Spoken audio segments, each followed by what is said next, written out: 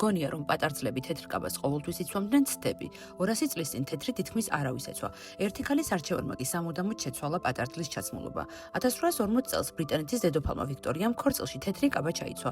მანამდე პატარძლები ჩვეულებრივ ფერად კაბებს იცვამდნენ. თეთრი ფერი ძალიან ძვირი და არაპრაქტიკული იყო.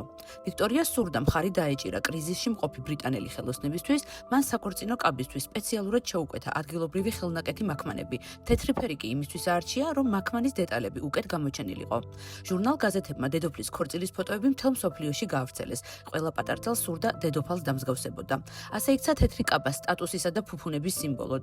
მე-20 საუკუნეში ტანსაცმლის მასობრივი წარმოების დაწყებასთან ერთად თეთრი კაბა ყველასთვის ხელმისაწვდომი გახდა. მას შემდეგ თეთრი კაბა დროსთან ერთად იცვლებოდა.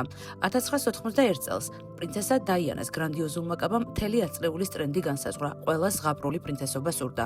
90-იან წლებში ვერა ვანგმა ეს აღქმა სრულიად გარდაქმნა და თეთრი კაბა უფრო თანამედროვე, მსუბუქი და მინიმალისტური გახადა. ქეით მიდლტონმა კლასიკური ელეგანტურობა და სამეფო მაქმანები კვლავ მოდაში დააბრუნა. ასე იქცა ერთი დედოფლის არჩევანი ტრადიციად, რომელსაც დროსთან ერთად ვერაფერი ცვლის.